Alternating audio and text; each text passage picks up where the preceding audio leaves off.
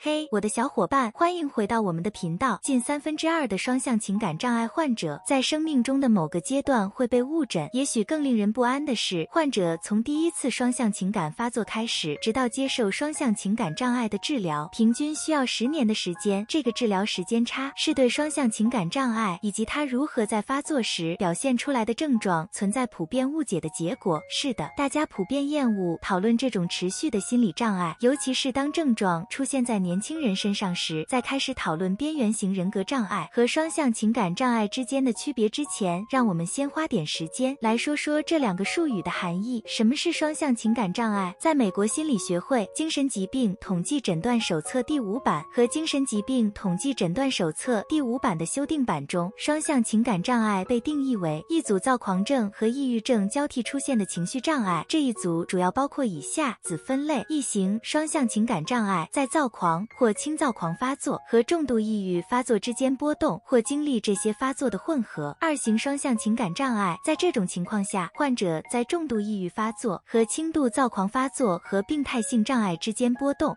什么是边缘型人格障碍？边缘型人格障碍被定义为一种人格障碍，其特征是患者长期存在的不稳定情绪、人际关系和自我形象。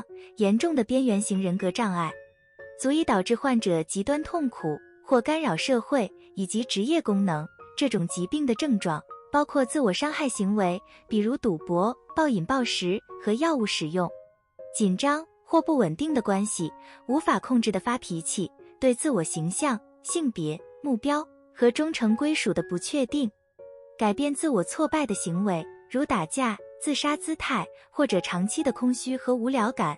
总之，边缘型人格障碍会导致患者的感觉、思考、联系和行为与没有人格障碍的人不同。双向情感障碍是一种情绪障碍，这是一种疾病，可以导致严重的情绪变化。特点和程度。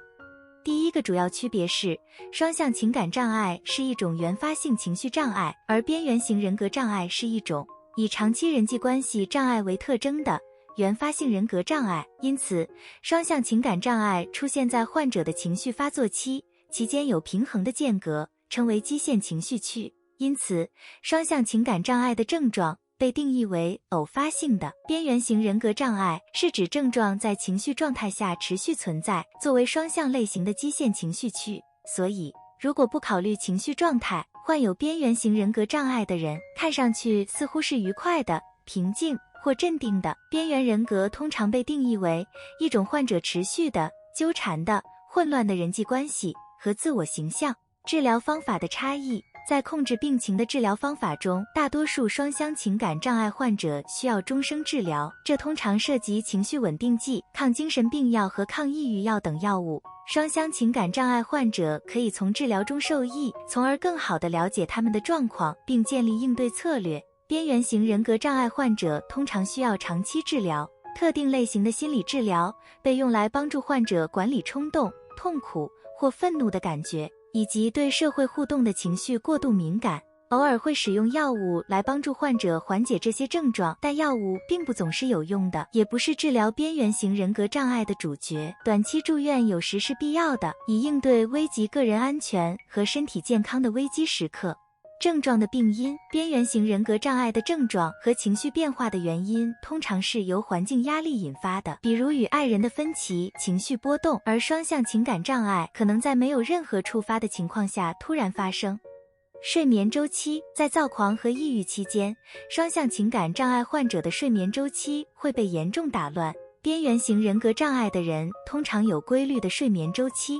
风险因素。双向情感障碍和遗传之间有没有关系仍然是一个谜。与普通人群相比，双向情感障碍在父母或有兄弟姐妹患病的人群中更常见。然而，大多数与这种疾病有近亲关系的人不会患上这种疾病。边缘型人格障碍是遗传性的，可以在一个家庭中从一个人传给另一个人。研究表明，患有边缘型人格障碍的人有近亲属患这种疾病的可能性是正常人的5倍，比如兄弟姐妹或父母。有没有发现自己和影片中提到的任何迹象有关？如果你或任何你认识的人正在与自己的精神和情绪健康做严重的斗争，请今天就向专业的心理医生咨询，以寻求帮助，与合适的人取得联系，是让你重回正轨的第一步。大家从今天的影片中学到了什么？还有没有其他什么想了解的？你们的经历是怎么样的？欢迎在评论区告诉我们。如果喜欢这支影片，别忘了点赞、订阅并开启小铃铛，这样无论什么时候我们发布新影片，您都能收到通知。如果您认识的人也能从影片中有所受益，一定要和他们分享。参考文献在资讯栏。感谢收看，下支影片不见不散。